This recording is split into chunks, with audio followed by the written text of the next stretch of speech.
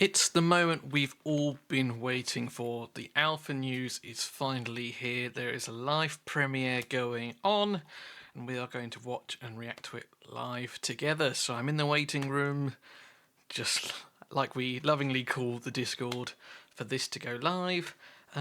So yeah, live reaction. Without further ado, let's get into it.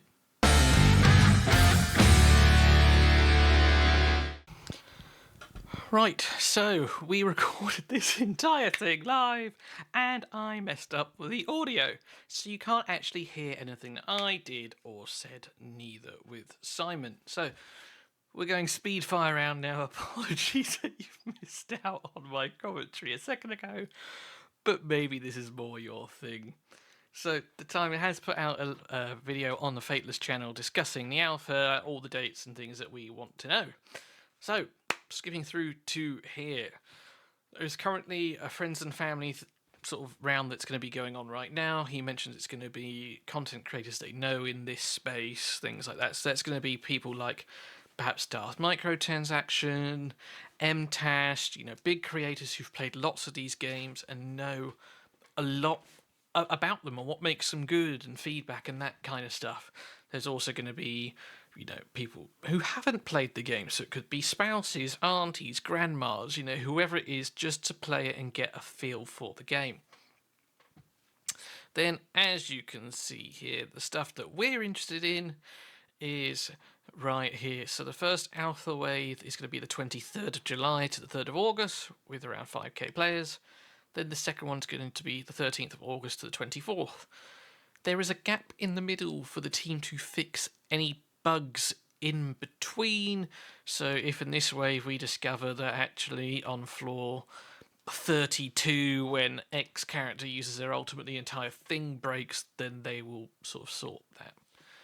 And then the last wave, when this is where the competition comes in at the end, is the 3rd of September to the 14th, and everyone can take part.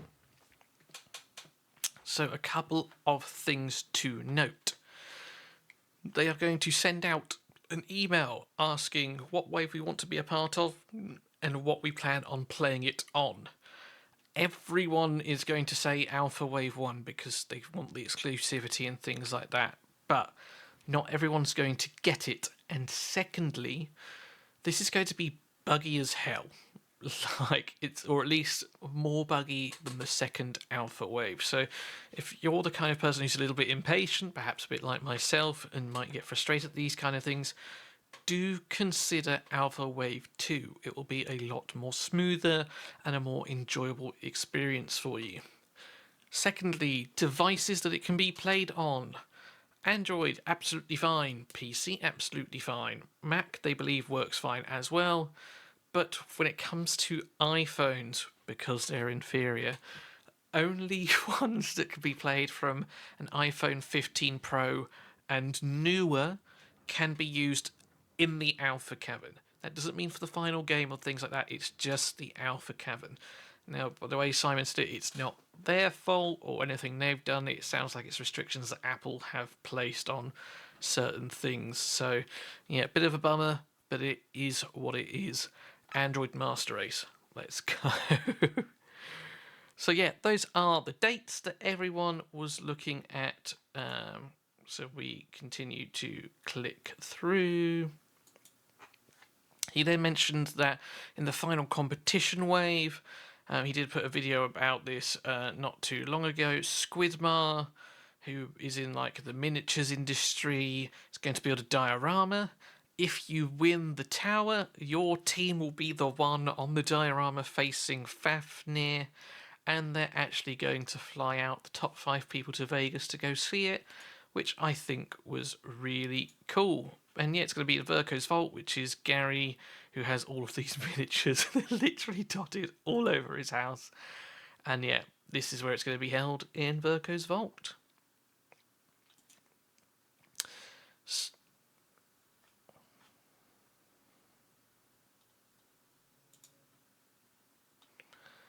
Simon then takes us through some of the gameplay. He sort of shows us what he's been doing. He's got to floor 30, I think he said, And these are some of the heroes that he has been using. He pulled Dracula, which is his first legendary, and he's using these guys here. Take note that, you know, Simon might have pulled more than this, but these are the ones that he are using, so bear that in mind. And there is actually quite a bit of synergy going on between quite a few of them. If we come to the actual battle,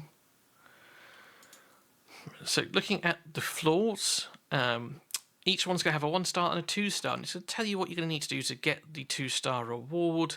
The 2-star reward will be sort of hidden there, and each floor is different, so some of them will drop weapons, others will drop other things. So this is dropping ascension material to get the stars on our heroes.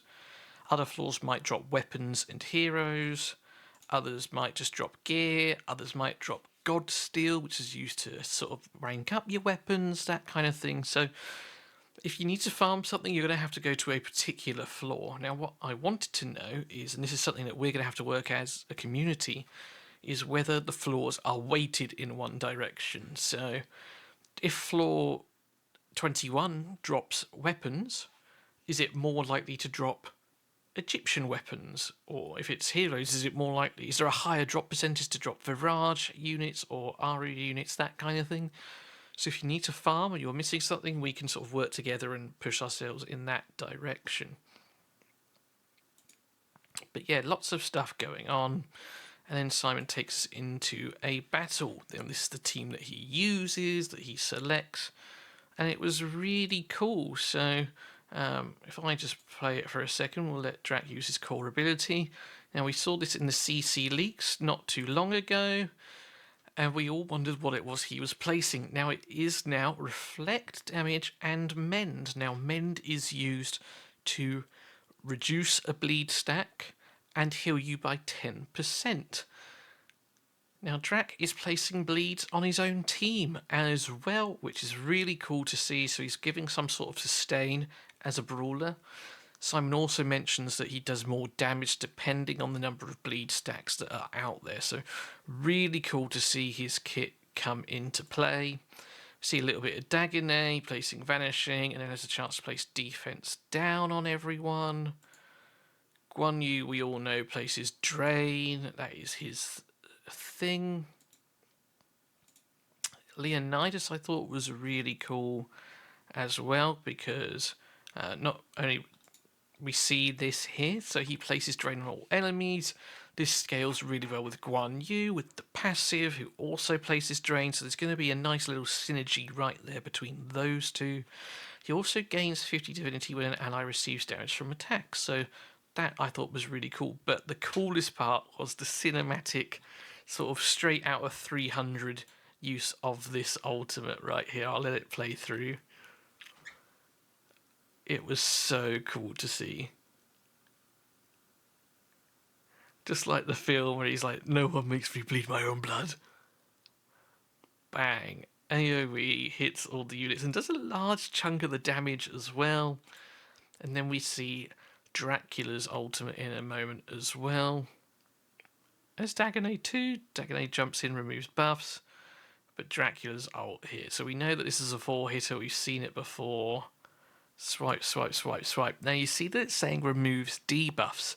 Now what Simon was saying is that it will remove the bleed stacks to do more damage. So there's going to be a bit of give and take here as to, do you want to detonate those bleed stacks? Because they do stack up to 10 times, doing percentage damage. So in a boss fight, you might not want to get rid of them and use his ultimate.